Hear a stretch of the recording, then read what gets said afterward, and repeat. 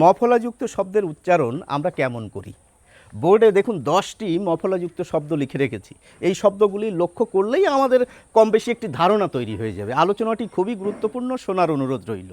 দেখুন, প্রথমে যে মফলাযুক্ত শব্দটি লিখে রেখেছি সেখানে মফলা রয়েছে শব্দের শুরুতে, শব্দের গোড়ায়। এখানে মফলা রয়েছে শব্দের মাঝে, এই শব্দে রয়েছে শব্দের শেষে, এখানে আবার রয়েছে যুক্ত ব্যঞ্জনের সঙ্গে। এগুলি আলাদাভাবে মনে রাখতে হবে, তাহলে বিষয়টি আপনার কাছে পরিষ্কার হয়ে যাবে। এবার দেখুন, এই যে একটি শব্দ, এখানে মফলা রয়েছে শব্দের শুরুতে। শব্দের শুরুতে যদি মফলা থাকে সেই ময়ের উচ্চারণ আমরা করি না। আমরা এই যে বানানটি, এখান থেকে মটি যদি বাদ দিই তাহলে যেটি দাঁড়াবে সেটি হচ্ছে আমাদের উচ্চারণ। শ্মশান, ম বাদ দিয়ে উচ্চারণ করলাম।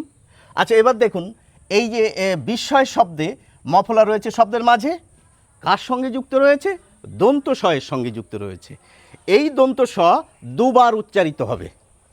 কি হচ্ছে বিষয়টি? মফলা যদি শব্দের মাঝে থাকে তাহলে যে বর্ণের সঙ্গে যুক্ত থাকবে সেই বর্ণ আমরা দুবার উচ্চারণ করব। তো এখানে কোন বর্ণের সঙ্গে যুক্ত রয়েছে? দন্ত স-এর সঙ্গে। দন্ত স-এর উচ্চারণ বাংলায় আমরা তালব্য স-এর মতো করি, প্রমিত বাংলায়। সেই জন্য দেখুন, এখানে বিস্ময় লিখেছি এবং ওই তালব্য স দুবার লিখেছি এখানে। বিষয়টি পরিষ্কার? এবার দেখুন, মফলা রয়েছে শব্দের শেষে। এখানে কি হয়? মফলা শব্দের শেষে থাকলে একই ব্যাপার, মধ্যে থাকলেও যা হবে শেষে থাকলেও তাই হবে। অর্থাৎ দয়ের সঙ্গে যুক্ত রয়েছে, দ দুবার উচ্চারিত হবে, হয়ে যাচ্ছে পদ্ম।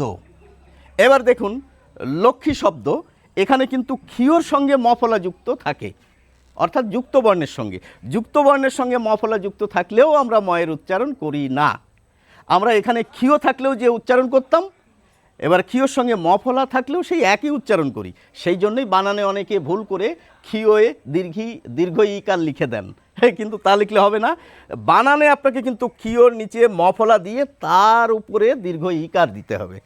এবার দেখুন, উচ্চারণটা হচ্ছে লক্ষ্মী। এই জায়গায় একটি সংযোজন আছে। কি সেই সংযোজন?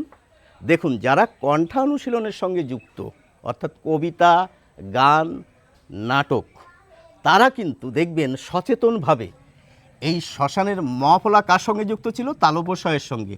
এখানে একটি চন্দ্রবিন্দু দিয়ে উচ্চারণ করেন শ্মশান, শ্মশান, অর্থাৎ শ্মশান নয়, শ্মশান।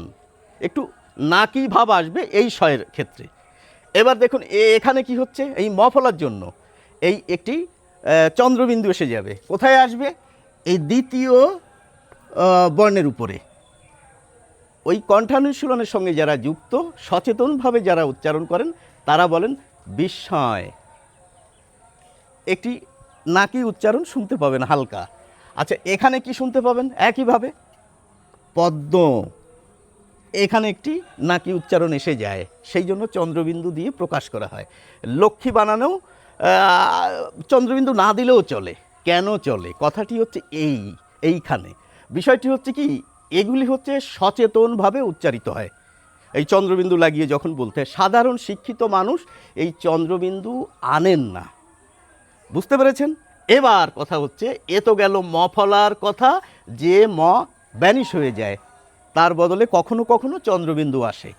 কিন্তু কিছু কিছু শব্দ রয়েছে যেখানে ময়ের উচ্চারণ পরিষ্কার আমরা শুনতে পাই। দেখুন শব্দটি যুগ্ম, গয়েরও উচ্চারণ পাচ্ছেন, ময়েরও উচ্চারণ পাচ্ছেন।